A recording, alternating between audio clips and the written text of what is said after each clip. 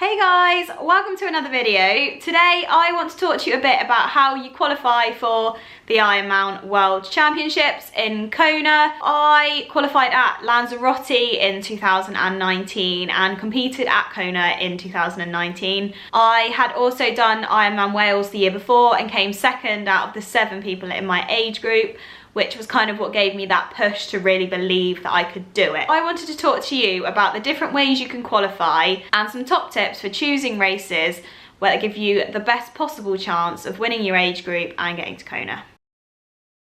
The typical way to qualify for Kona is to win your age group at one of the Ironman events that are run throughout the year.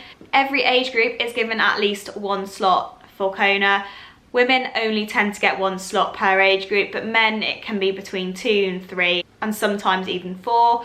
But obviously there are a lot more men competing in Ironman than there are women. There are times that slots do run down different levels, so even if you come 5th and there are only 4 slots, it is worth going to the awards ceremony, as you might find that one of the athletes doesn't accept their place.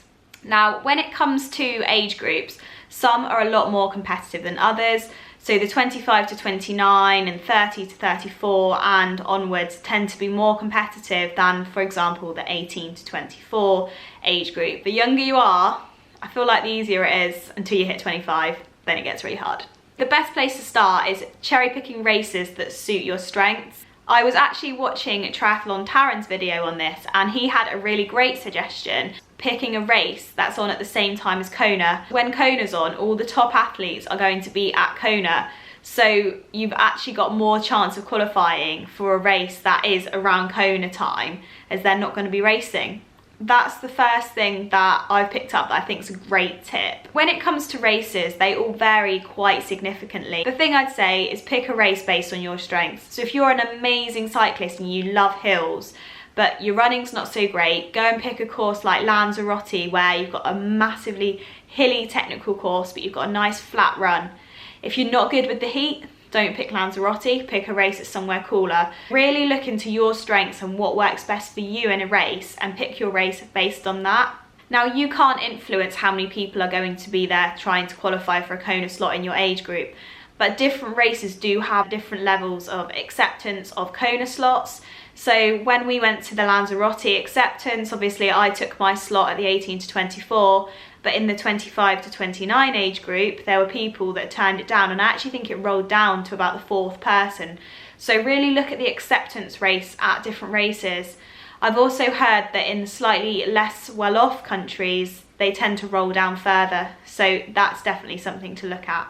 The next thing I'm going to say is start working with a coach. Now, I remember when I started triathlon, I was hitting everything really hard, having not a lot of rest, not really doing much zone 2 stuff, and it's very easy to burn out. Now, I think having someone who sits externally from you, manage your training and manage your structure will really get the best out of you.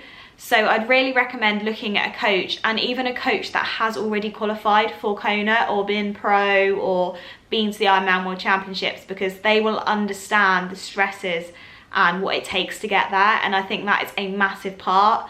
There are so many coaches out there now, but really look at their experience and find a coach that you gel with, as if you don't respect them and sort of understand how they work, you won't stick to it. Now, there are a number of 70.3 races. I believe there's 2 in China and the Hawaii 70.3, where you can pick up qualification slots for the Ironman World Championships. Now, obviously, these are going to be quite expensive way to do it. So, for example, getting to Kona for someone like me in the UK, we're going to be looking at about a 3K at least outlay. The next one is the Ironman Legacy slots. Now, I'm not sure how many of these there are each year, but basically if you complete 12 full distance Ironmans, you can qualify for a slot at the Ironman World Championships. You have to do 2 full Ironmans in the 2 years before you want to qualify. For a legacy slot, you also have to be registered for a full distance Ironman in the year of the Ironman World Championships you are trying to register for, and you must have never done Ironman World Championships before. So for example, I wouldn't be able to qualify for a legacy slot as I've already been in 2019. So that is something to bear in mind.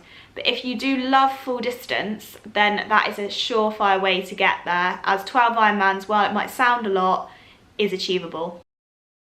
You can buy a charity slot to support the Ironman Foundation, where they auction off places that go for thousands and thousands of dollars. So it's definitely not a cheap way to do it, but it's a surefire way to probably have more chances of getting in. There's also a CEO Executive Challenge, which works very similar.